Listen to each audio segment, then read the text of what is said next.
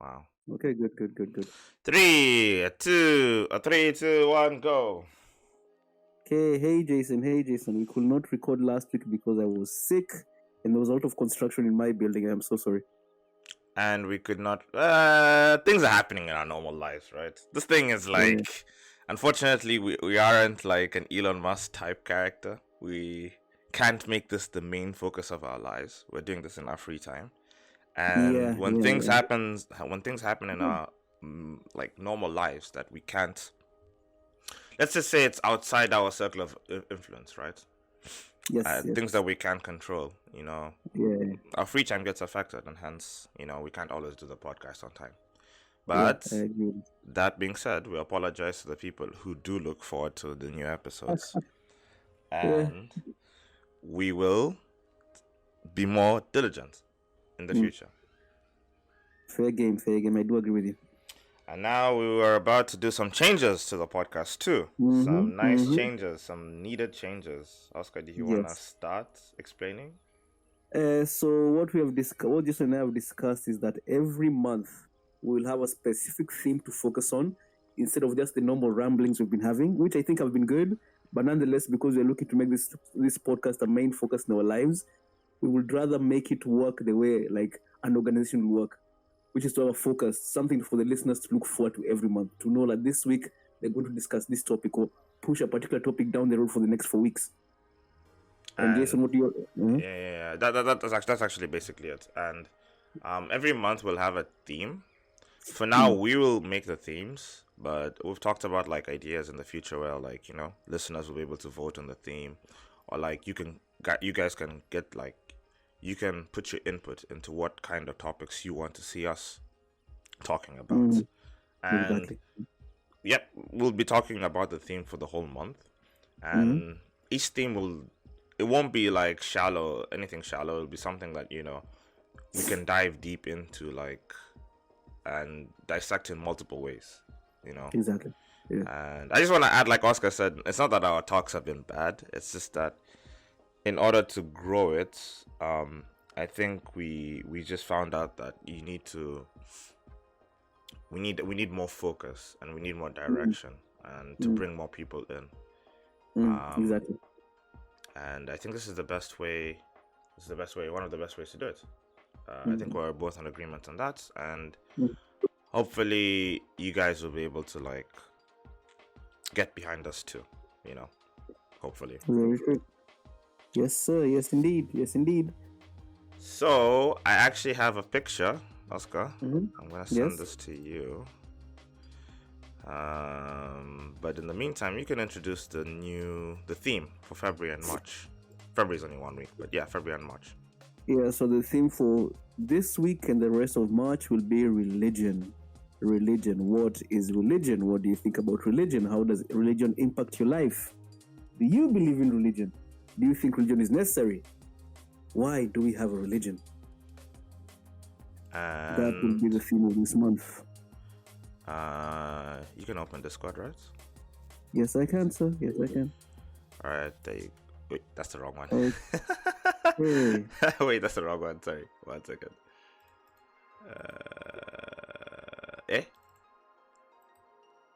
What's happening, Jason? Sorry, we're having some technical problems right here. What's happening? And here we go. Okay, got it. Here we go. Da. So for listeners, religion, and that's a nice picture of Ganesha.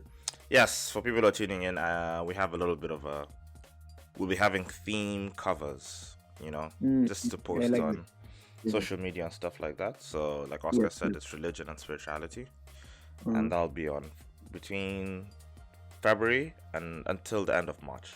Starting now until the end of March, and like Oscar started, we can go through this for like. People have been talking about religion and spirituality for like since the beginning of like the invention of religion itself, and then spirituality probably like since the dawn of like humankind potentially. So there's so much to talk about, so much to go through. Yes. So I have a bunch of Bible quotes, Okay, let's go for that. I like this. I like this. But I'd rather start with the question, right? The question. The question that I'd like to say it's not the Dark Knight. It's the king. It's the king of religious questions, Oscar. And I ask you this. Does God exist? Does God exist? It's funny, I was raised a Catholic, right? Really? And I remember being a kid, yeah. So as a Catholic, you're raised to believe in the Holy Trinity. And in my head, as a child, in my head there was the idea of they're kind of three gods. They're kind of three gods. God the Father, God the Son, and God the Holy Spirit, right? Okay. Yeah. But I remember being a child and feeling like this thing isn't really real. I didn't really understand, but I accepted what I was taught. But I got to a point where I didn't really believe in God anymore, the idea of a God anymore. I remember I was around 12 years old when I was like, no, this doesn't make any sense. There can't be a couple of dudes in the sky who watch over everything, who can do anything, It doesn't make any sense. Right? But right now, as an adult, and all the things that have happened to me in my life, there are moments where I do see that is there a God? Even now, it's hard for me to just say yes. It's hard for me to just say yes. And I'm not saying there is no God for sure, but it's hard for me to just say yes, there is a God. Because what does it mean? What does God mean? What does that mean? Exactly. That's actually one of the things you have to define first before you answer the question, right? Yeah. Because okay, now just diving straight into religion. If you look at the Hindu religion, right? Or rather the tantric religions, the notion of a God isn't something that watches over you, something that has control, who is omniscient, omnipotent, omnipresent. The notion of a God is just everything that is. Everything that is. Me being here, me speaking, me listening, me breathing, me feeling the chair under my ass. That's all God. That's all God. Now, but for Christians, the notion is it's very different. Right? It is. What does God really mean then? What does God really mean? So that's why it's hard for me to say yes or no. Is there God? The first I have to define what God is. And what is God to you? What is God to me? What is your idea of God? My idea of a God? Geez, that's a tough one. I don't have an idea of a God because I've not really done the research on what a God is. Okay. I just have the things that I've been taught to accept. I have those notions in my head, but Which I don't really say what God is. The classical Christian teachings is what Yes. Okay. That's what I have in my head. What about you, Jason? Do you believe God is real? I was raised a Christian. My family was very strict early on in my early childhood, but as time went along, my dad and my mom softened up a bit and sort of allowed us to do whatever we want and believe in whatever we want and go our own way, just figure it out for yourself, basically. And at first, similar to what you're saying, it was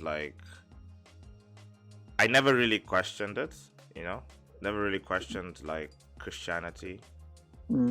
Just took it for what it is and just accepted all of the ideas and all of the stories as fact.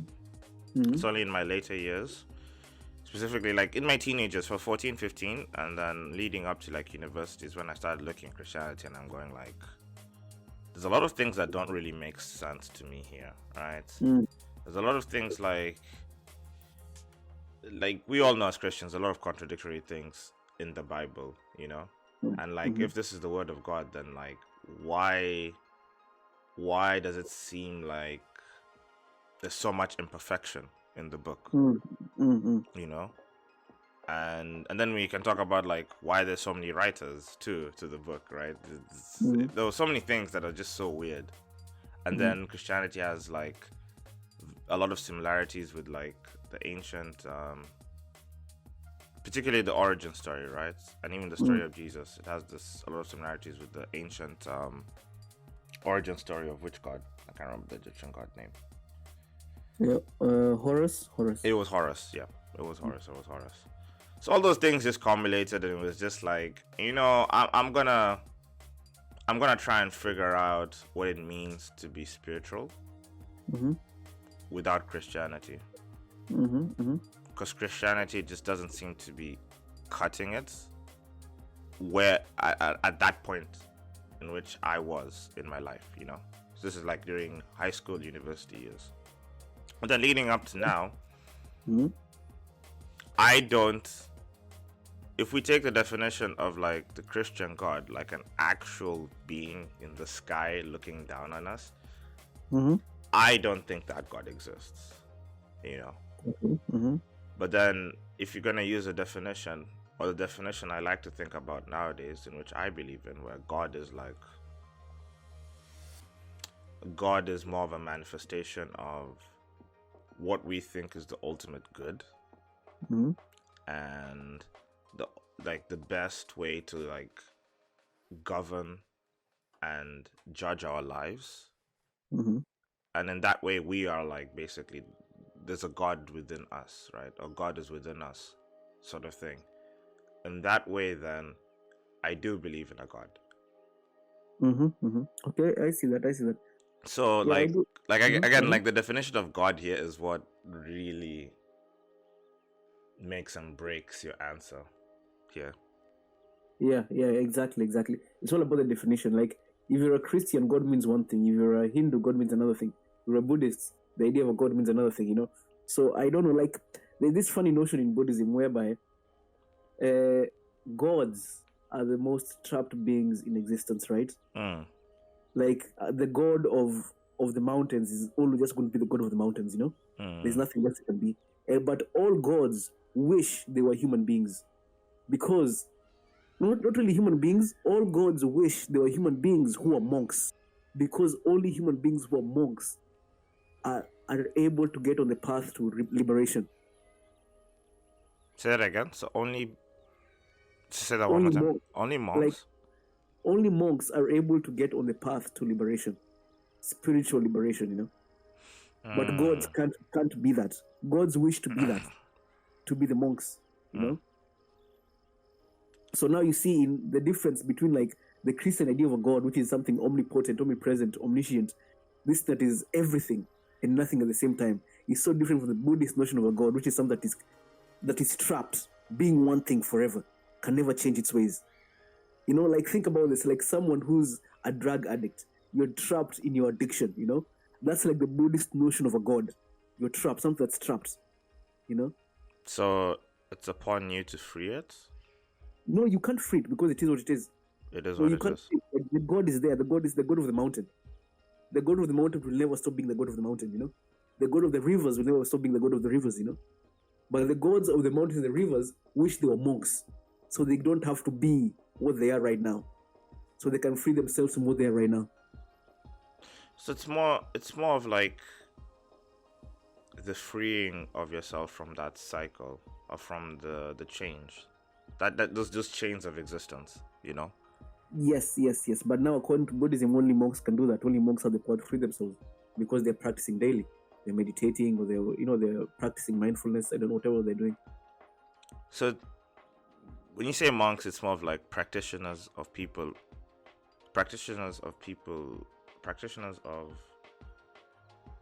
who are trying to achieve nirvana, enlightenment. Yeah, so that's the monks, that's the people you see in the temples. Those are the guys. That's actually very interesting. That I'm pretty sure in their stories, gods aren't sure they're gods. They have like amazing powers beyond like human comprehension and stuff like that, but ultimately they're just as trapped as we are. Yes, exactly. Now you see, that's the difference between a god in Buddhism and a god in Christianity. I don't even want to call them gods. It'll probably be better to call them like a divine being or something like that. But now you said divine being though. You said divine being, so isn't God, the Christian God, a divine being? So you're just using a different word to say the same thing. I want to use a different name because the idea of God has been so influenced by Christianity. Even by me. Like now every time I think of God, I think of omnipotent, omniscient, omnipotent. Omnipotent, omniscient, omniscient, omnipresent. omnipresent. Yes. Yeah. That's what I think about every time I hear God now. Because the idea of what God is, or the nature of God, oh man, that's just another question. The nature of God, him or herself, right, has been hammered in so hard by the Christian teachings I've had in the past.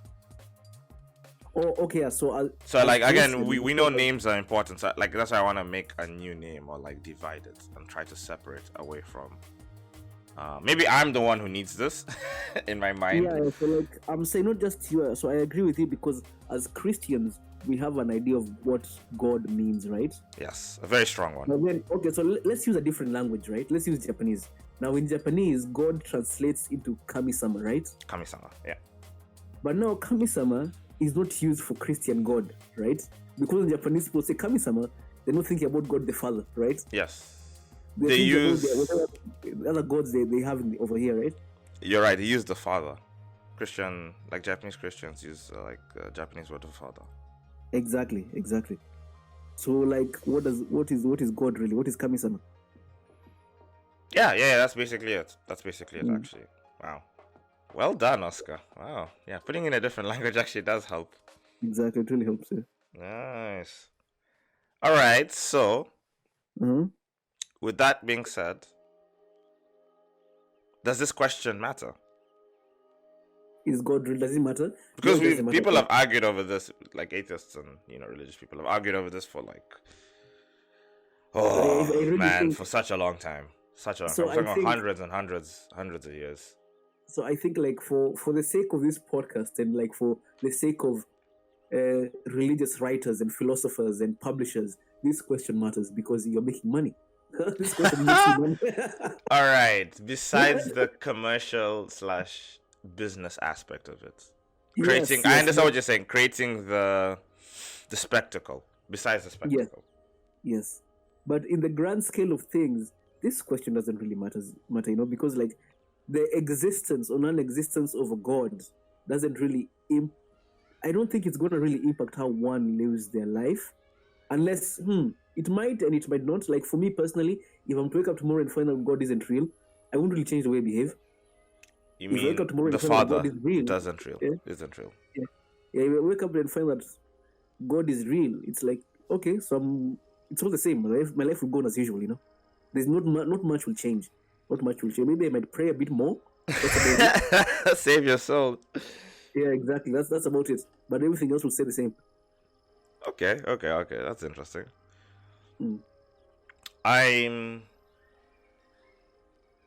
was taken aback by what Jordan Peterson said, and because I believe like ultimately God is within all of us, and that by striving to be the best that we can, we're actually walking towards him, right? We're working in the divine path just by trying to be the best you, or like just by you trying to be a hero and reduce suffering in the world.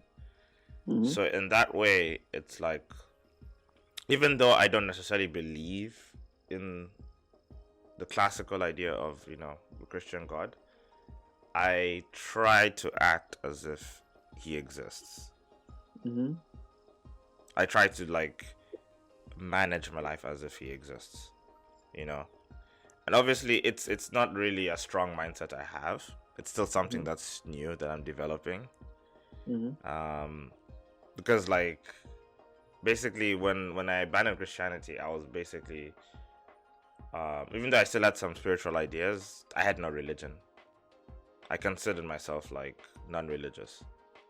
And it's only now, funny enough, with you, of the past like year or 2 years, I've sort of come back to religion, Not in the way I was taught, though. Not in the way I was taught, but as a person who's seeking wisdom, rather than seeking what? Seeking like a goodie, like when we're small, it's like, oh, I want to be good because I want to go to heaven or something like that, right? All these religious people are trying to get that goodie, whatever it is, right? Nirvana, whatever. I'm not looking for that anymore. I'm just looking for like the best way to live my life without pain and suffering. That's literally it. And that's why I've come back to religion. But then now going again to another religion that's going to give you like a different idea of this. If you say like you're trying to live the best life, the best way to avoid pain and suffering, right? So the Buddhists will tell you life is suffering. So what are you running from? Just do you. It's well, not that you can run away from it, but you can learn to live with it, right? By accepting it and accepting life, you can live with it. Isn't that what basically what the Buddhist creed says? What do the Buddhists say on suffering? The Buddhists will say that. So what's the 8 paths? The 8 paths of Buddhism. What is it? The 8. It's only when you reach nirvana, enlightenment, is where you can break away from the cycle of suffering and existence. But up until that point, you have to learn how to like accept it, right?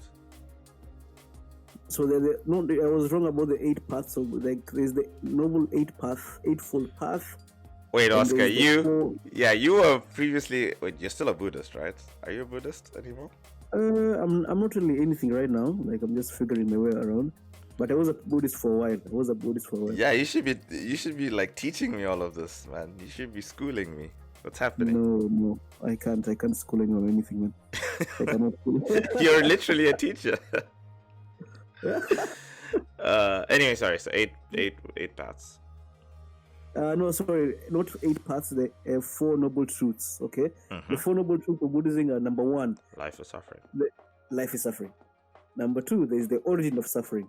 Number 3, the truth of cessation of suffering, and number 4, the truth of the path of the cessation of suffering. I remember somewhere along the way they said like, in order to reach enlightenment, you have to break away from all personal cravings and desires. And it's only that person who can break away from the cravings and the desires of life. Those are the people who can achieve enlightenment. Yeah, so you see that the Buddhists have this concept. Like if you think about like religious symbols, right? The Catholics have the cross, the Jews have the Jewish star, right? The Star of David, I mean. And like now for the Buddhists, they have the most interesting symbol. The symbol for Buddhism is a wheel. You know the old wheels, like for the what are they called? The things for pulling. The fucking what are they called? What are those wheels you saw? Plows. The spokes. You know. Yes. Plows, yeah? So now, why is the symbol for Buddhism the wheel? The symbol for Buddhism is a wheel because life is cyclical and everything is repeating itself constantly. You don't see that. Yeah, the wheel of Dharma. I remember. Dharma, right? And everything is cyclical. And the only way to free yourself from suffering is to realize that you're repeating everything over and over again. You're doing all this shit to yourself.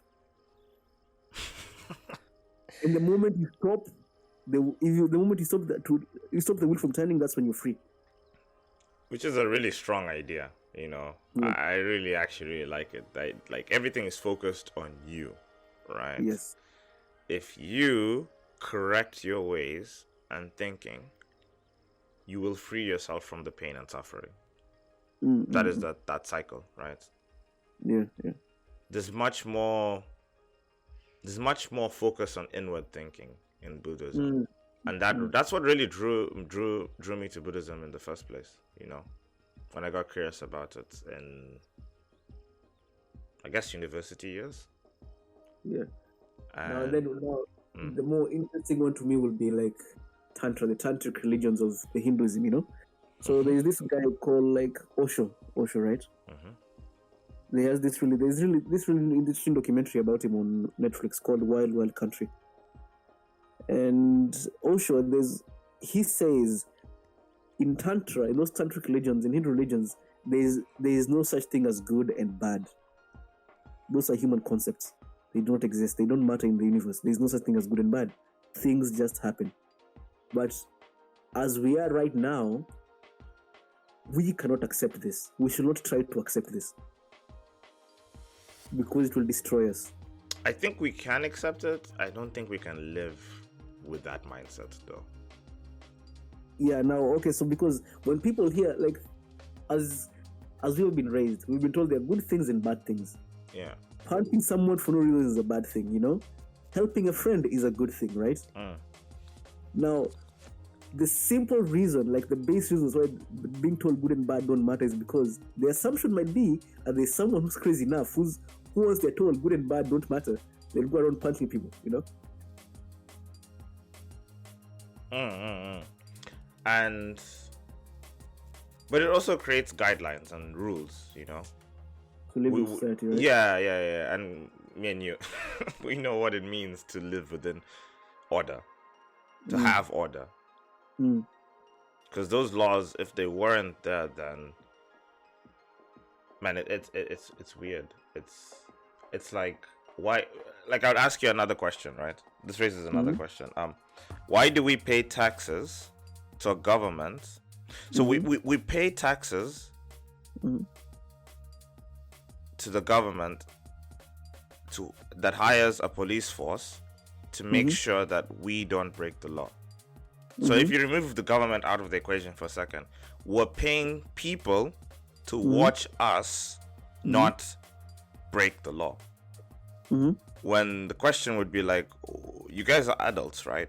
Why can't you just watch yourselves and make sure you don't break the law? Then you don't need the police anymore. But then it's like, people don't trust themselves, and there's that. I think it's more of like we want to give up power. There's this comfort in the idea of like giving up power to something that will protect you, or will be for like the better good. I think it's more like fear. Like you might be able to trust yourself. You know, I will never kill anyone. You might tell that to yourself. I will never kill anyone, right? But I don't know about my neighbor, right? I think that's part of it for sure too. Yeah, and also it's fear, and it's fear and weakness. You're right, whereby I can't protect myself from my neighbor who might want to kill me. You know what? So I'd rather have Jayson protect me from my neighbor who might want to kill me. And then that creates a system, right? Exactly. And then if enough people believe in the system, it becomes like a real thing.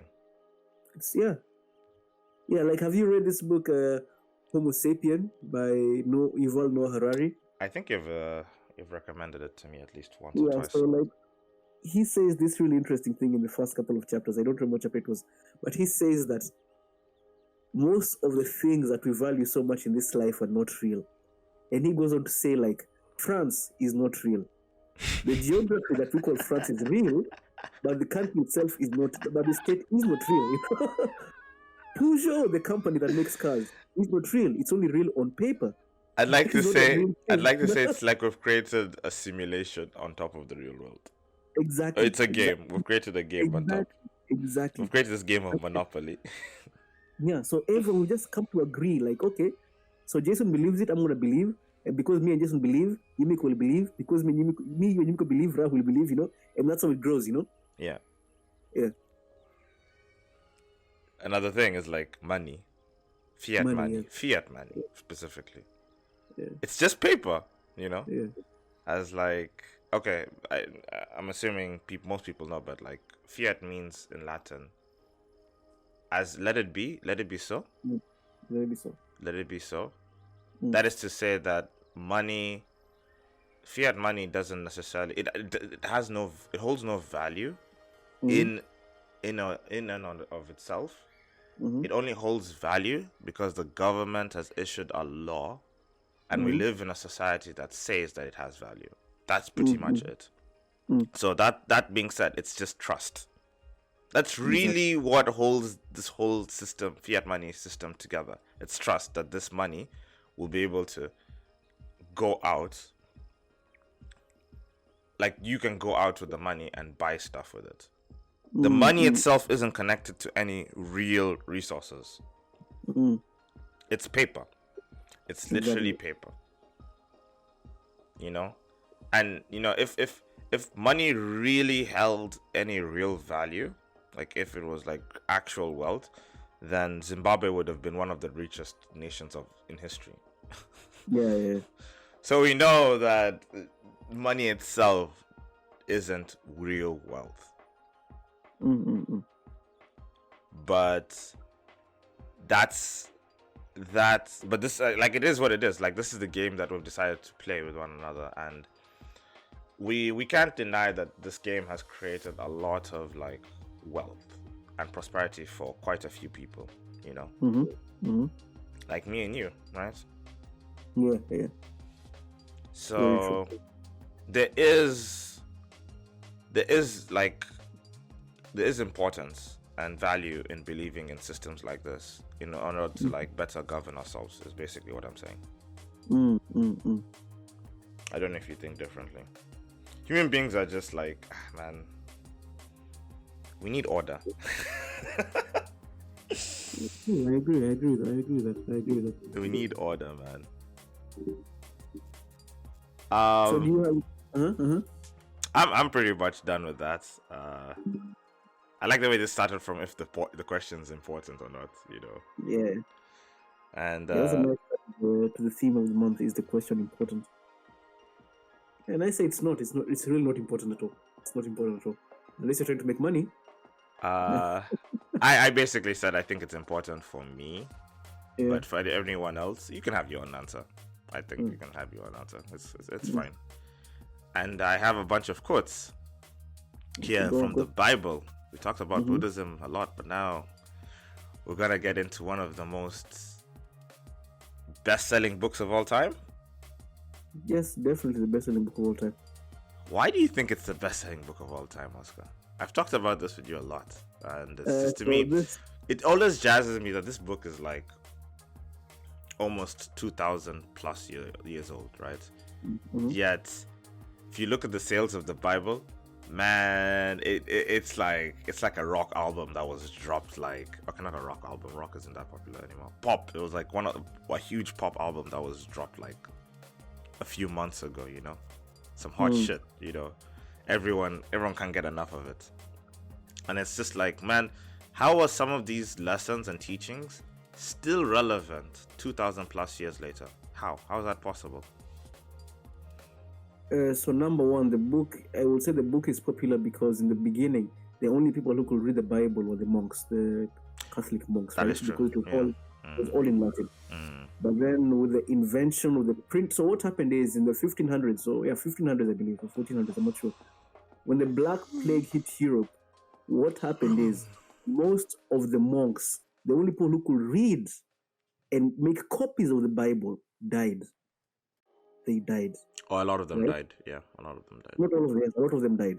So what happened is you have only a few copies of the Bible doing rounds around Europe, right? But however, soon after, rather during the Black Plague, there was the Guggenheim Revolution in Germany. And what's that? The printing press was invented. And what's the first book they print? Of course, it's going to be the Bible.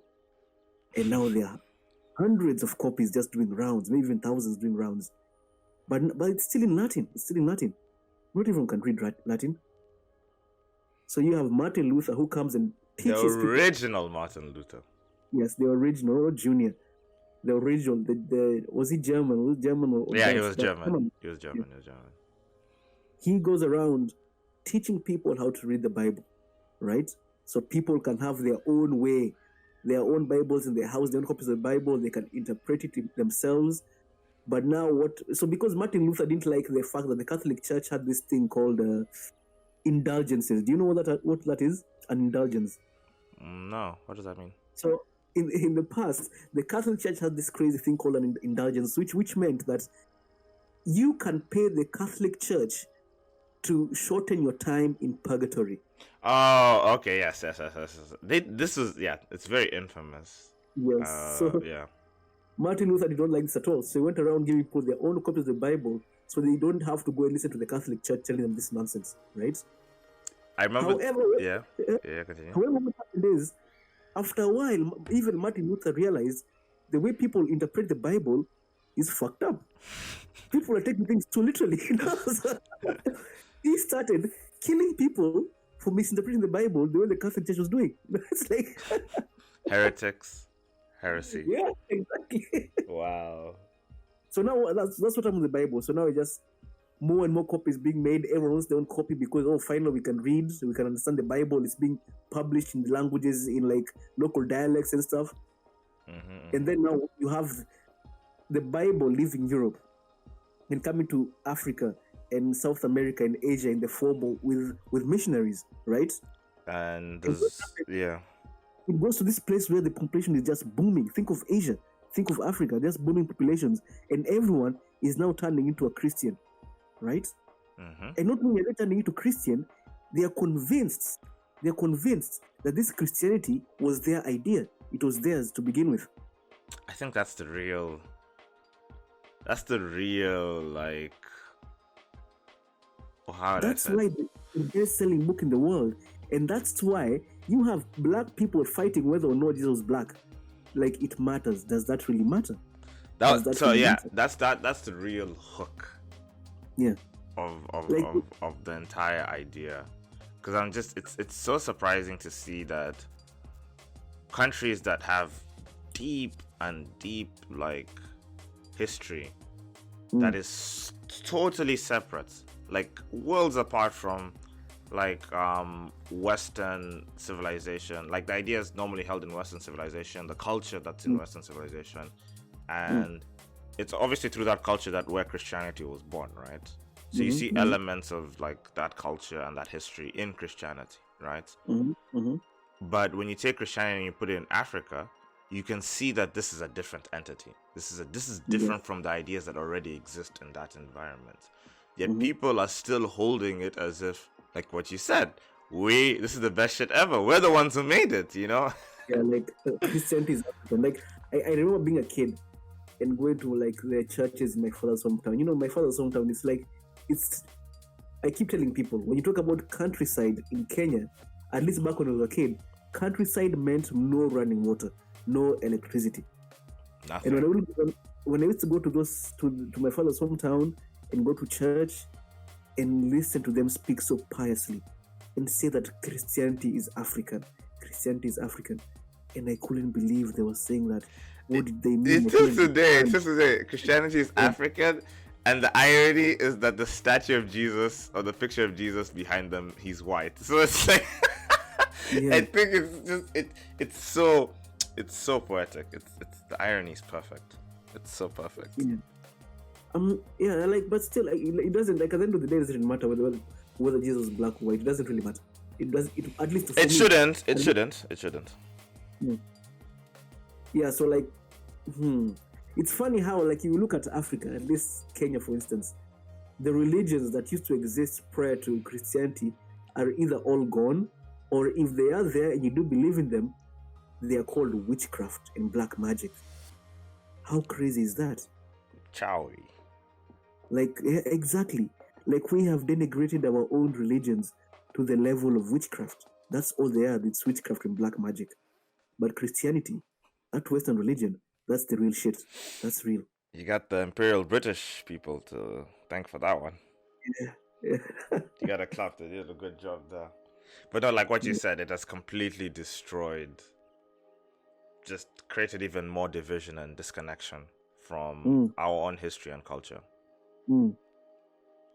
Yeah, so bring up those quotes, Jason. And this leads into the first quote, which is Luke. So Luke 9:23-24 reads, 23 reads as, "And he said to them all, if any man will come after me, let him deny himself and take up his cross daily and follow me." It continues with 24. "For whoever will save his life shall lose it, but whoever will lose his life for my sake, the same shall save it." And man, when I read this, I was just like, man, this quote is like talking about me. It's like it's talking about me. Yeah, I like that you feel like whoever say the first 23 again. Read 23 again. Luke 23. "And he said to them all, if any man will come after me, let him deny himself and take up his cross daily and follow me." Okay, I like that. Anyone who will come, let him take up his cross every day and follow me. It's like pick up your burdens, take up your responsibilities. If you're gonna free yourself, pick up that cross and walk with it. As Uncle Peterson would say, the cross is the ultimate representation of your suffering. Yes. And human beings are strong, right? You can do what Jesus did, is pick up your damn suffering. Pick up your cross. Drag it along with you all day. And it's like, this won't make you weak. It's actually the opposite. It'll make you stronger. Because this is so wonderful, actually. This is really good. This is really good. Okay, so 24 again is, for whoever will save his life shall lose it, but whoever will lose his life for my sake, the same shall save it. Whoever shall save his life. Oh, that's also brilliant. Think about this. Everything you hold to be true right now, they are also the same things that are holding you back from freeing yourself, from becoming the great person you're supposed to be, right? Yes. So let's say you're lazy. That's part of who you are right now, right? Maybe you're a drug addict. That's part of who you are right now. But to save yourself, you have to get rid of your own life. Drop away these things. Lose your life to save your life. I have a question, right? Grace. In classical Christian teachings, it's like grace is everywhere, right? Oscar, do you want grace? Everyone wants grace, right? You want grace. It's like, why don't you ask God for some? He'll give it freely. That's what the Bible teaches. He'll give it freely. So why don't you accept it? It's funny. Like, why don't you just ask? Well, yeah. Why don't you just ask? Why don't you just ask? I think the people who are willing to ask are the people who have either hit rock bottom or people who are uneducated. Because people no, not in a bad way. Think about this. With our modern education, we believe like we're too good to ask the universe for help. That's what the savages think. That's what the savages believe, not us. I have a degree, nigga. I don't do that shit. I go out and work hard. Oh wow, you've actually, that's true. Yeah. So it's either one thing, you're either uneducated or you've hit rock bottom. You know, like when you're in pain and you're like, I have nothing else to do. Let me just ask God, please, God, I can't live like this anymore, you know? Yeah. Man, this is my mind is going into so many places. All right, so like going back to Buddhism for a second, right? And this relates to the quote, right? There's a breathing technique, I can't remember its name, that emphasizes the idea of breathing out being just as important, breathing out just being as important as breathing in, you know? If you breathe in and hold your breath, you lose it. Yes, but true. If you breathe out and let it come back into you, you'll keep it. Yes. Okay. Oh, I see. And nirvana itself literally means to breathe out. Really? Yeah. Oh. It means to let go of the breath. So even in Buddhism, there's this idea of like, if you want life, don't cling to it. You have to let go. But then it's like, you brought up the point basically. It's like, how do we let go? Like, we live in a society that says it's okay to desire. So you've been taught to desire things your entire life. How do you, man, let's not even go into the society. How do you, isn't desiring not to desire on its own? Exactly. You know, that's like the worst thing about Buddhism, you know, that's like the mind games in Buddhism. Like, the person who desires enlightenment can never be enlightened. But it's like, but what's the point of Buddhism? I'll only get it if I don't want it. Like, we'll start there, because that's already, like you said, it's such a mind game on its own. Yeah. But then the next part is just like, the society perpetuates that whole, like, it's okay to desire, it's okay to want this thing, to want that, to want that, to want all of these candies and goodies and stuff like that, right? And like, it just reinforces that thing to crave things. So now, like, letting go, breathing out is just even more difficult. That's why we have so many problems, right, Oscar? A lot of things, Yeah. we refuse to breathe. We refuse to let go of things. Man, somebody might have Oscar, or like, okay, I'll just say Jason. Jason might cry at night because somebody said he was stupid when he was 10. People actually think like that, you know? I'm guilty of that too. I'll think of things I did when I was a teenager, things I did when it's just like, these things don't even matter anymore. Like, they don't even exist. It literally just, it's like a dream. And yet my mind is still fixated on it. Man, you need to breathe out. You need to let go. And whoever will lose his life for my sake, the same shall save it. Whoever will save his life shall lose it. So this, you can't just focus on your own breath, like breathing in. You know, take for your own life. Take. It's like sacrifice, basically. Sacrifice. I don't know if you want to add anything. No, we will move on to the next quote. All right, next quote. Pure religion. Wow, okay. James 1:27 reads. 27? Yeah, 27. Pure religion and undefiled before God and the Father is this: to visit again? I didn't hear. Okay.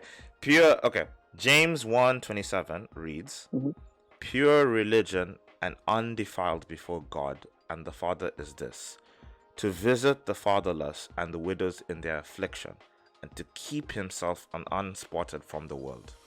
I'll read it one more time. Pure religion and undefiled before God and the Father is this: to visit the fatherless and the widows in their affliction, and to keep himself unspotted from the world. So like with this, it goes back to what I've learned in Alcoholics Anonymous, right? The 12th step of Alcoholics Anonymous is to take the teachings of AA to those who are suffering from alcoholism, right? And it's not to go out and teach them to liberate themselves from drinking, but to help those who are seeking help, right? Those in their affliction. Yes, and I think it's basically, this is pure religion. We're not coming here to teach you anything. We're not coming here to teach you. It's like, hey. So the point of AA is this, like, you talk honestly about how drinking affects your life, right? Just the only thing you say, don't say like, oh, no, I don't drink anymore, my life is so good. No. That's what we're saying. We just say, well, even make a joke out of how fucked up your life was when you're drinking, you know? And you, through speaking the honesty of the suffering experience, people might want to cling on to you and see like, hey, if this guy could get over that shit, I can do it too, with his help, or with the group's help. And I think that's the pure religion that this is speaking of. Like, I speak honestly, and I can offer help to those who have suffered like I suffered.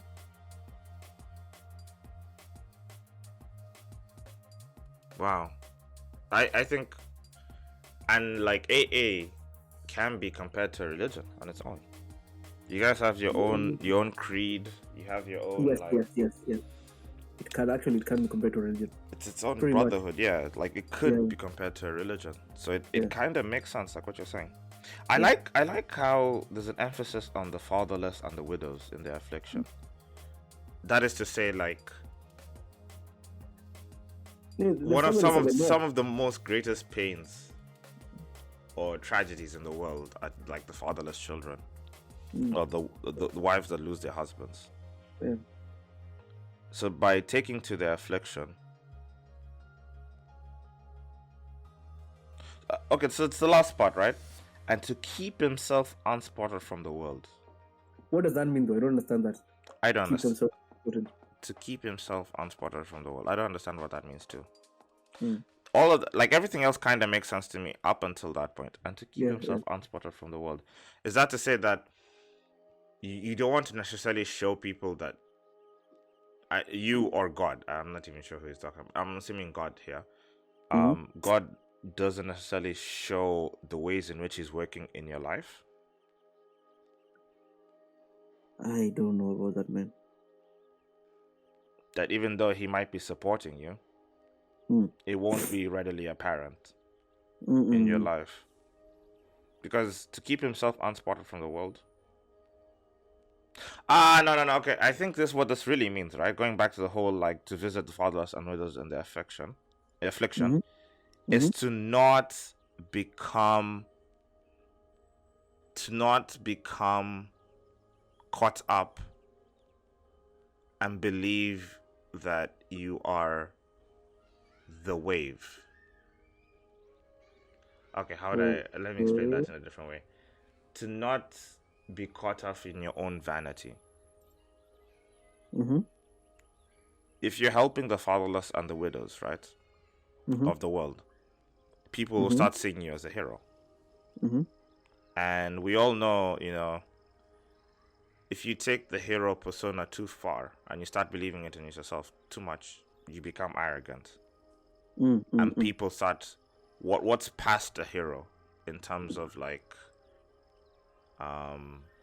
somebody who passes the myth of a hero becomes a god. Okay. Right? Somebody like, oh, Oscar liberated us. That's nice, you know? Oscar keeps giving us prosperity and all these things. So we elevate Oscar from hero status to the status of a god, right? And like, basically, I think this quote is trying to say that all of that is noise. And all of that is basically, it works against you ultimately, or what you're trying to do. So try and keep yourself unspotted from the world. Keep yourself away from that trap. That is my theory. I don't know what you think. Because it says, I'll read it one more time. To visit the fatherless and widows in their affliction, and to keep himself unspotted from the world. Yeah, that's... Okay, so like, I've just looked online. What does it mean to keep yourself unspotted from the world? It means living in this world without being tainted or dirtied by it. It means looking and striving for the home that's beyond this world and life. It means walking a different path than most of the inhabitants of this earth.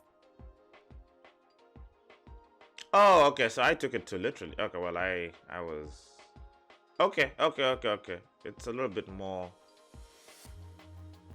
open than I thought. That makes sense. Okay. So you just...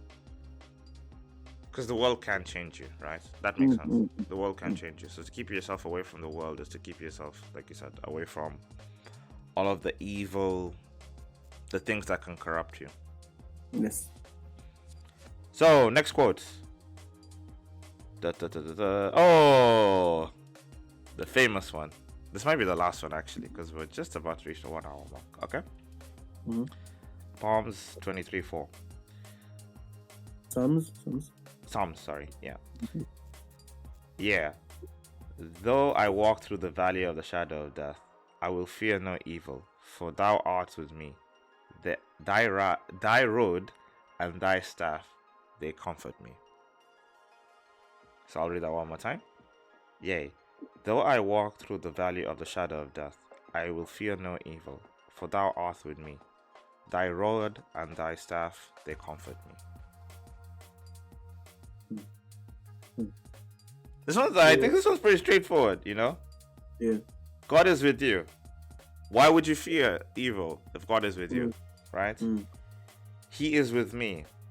His rod and his staff. I literally take that as just like his ideas and his love and his very being. His existence is with me. And that's enough to comfort me through the shadow of death, man. The shadow of death. That's like... To me, that's like the clock striking 12, right? That's like the fear in your life, everything you fear, everything you're running away from. Or that can be your ultimate end, right? Like it's you and your mortality, basically. It's time, you know. It's time, but in that moment, you fear nothing.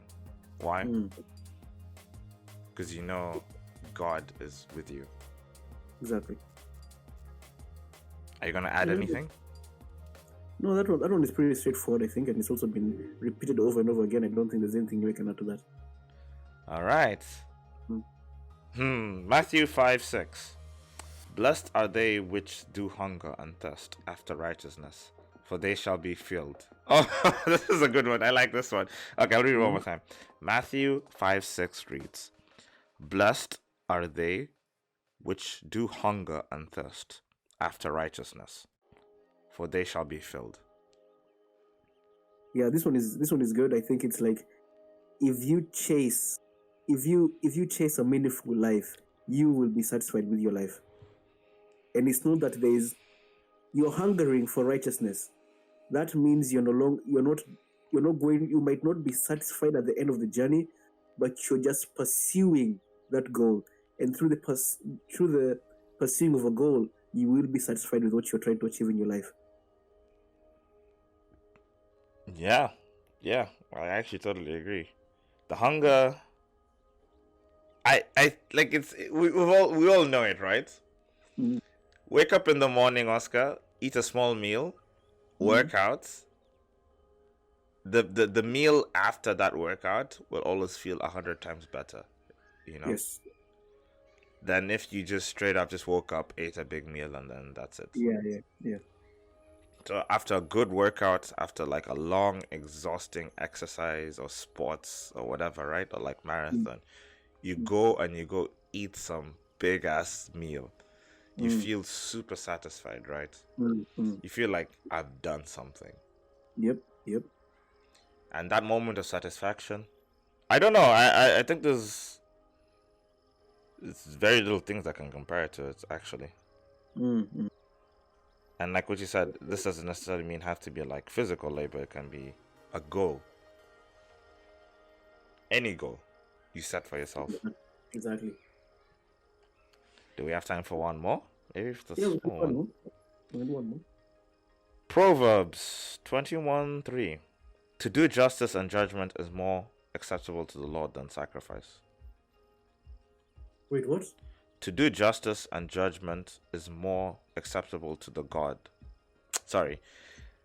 To do justice and judgment is more acceptable to the Lord than sacrifice. I don't understand this at all. Really? Yeah, what's the context behind this one? It's just a proverb. I'm not really sure if there's... Wait, to do justice and judgment is more acceptable to the Lord than sacrifice? Why? To do justice and judgment. Oh, I think this is our homework here. Okay, I understand to do justice, maybe to live the right way. It's better to live right than to sacrifice. I can understand that judgment. I don't understand the judgment part. To do justice and judgment is more acceptable to the Lord than sacrifice. I think if there was no judgment, it would make more sense, but... This is one of those things that, you're right. I don't understand the judgment part. Because from what I remember, the only person who can judge you is God himself. The Lord himself. So to do justice and judgment is more acceptable to the Lord. Maybe it's not judgment of somebody else. Maybe it's judgment of yourself. You have to get in makes sense. Okay. And the justice part, okay, you're doing justice to the world, right? Whatever. You're being a hero. And then and judgment is more acceptable to the Lord than a sacrifice. But why is it more acceptable than sacrifice? Is the question. Because what is sacrifice in this case then? I don't know. What is sacrifice in this case? I'm thinking about like the way I understand sacrifice. I would think that maybe justice and sacrifice is better than judgment, or would be more acceptable to the Lord. That's what I would say. Well, I will even just say I would say justice and sacrifice. I will. They're pretty much on the same eye. So this is going to be a cliffhanger. The very first thing in the next episode is that we're going to revisit this quote, and we're going to try and break it down even further. I will create a picture so I don't forget. The Lord is more pleased when we do what is right, just than when we offer him sacrifices. I guess people are putting it in a different way. But then he says judgment. People are forgetting about the judgment part, you know. That's the Lord is more pleased when we do what is right than just when we offer him sacrifices. Maybe the sacrifices part really is just like personal judgment. I mean, the judgment part is really just more about personal judgment. Maybe. I might be wrong. Anyway, I really enjoyed the episode, Oscar. We should do closing thoughts. No much closing thoughts. All I would say is like I'm happy with the direction we're taking, and hopefully the listeners also appreciate this, and it will give them something to look forward to instead of our random ramblings, which are not bad, but still maybe like listeners lose attention or just talking about things that are just specific only to our lives, you know? Yeah. Well, I like the direction we're taking. I like this. And there's so many more questions. So many more questions. How can we know whether God exists or not? Does he have a nature? That's why I was just like, what is God's nature? How can we find out God's nature, you know? Is God the source of morality? Bro, there's so many questions you can ask here, and it's just like, guys, if you like what we're doing, like and subscribe. I don't know, interact with Oscar on Instagram. We have a Twitter too. I'm getting that up and running. So just tell us what you think, or leave a comment in the video, right, on the YouTube video. And we're going to be tackling all of these questions and much, much more over the course of the next 1 month. And with that, I think it's time to end the podcast. Yes, it is. Yes, it is. So bye-bye, wonderful Bye-bye, listeners. guys. Thank you for listening. And bye-bye, Oscar. Bye-bye, Jason.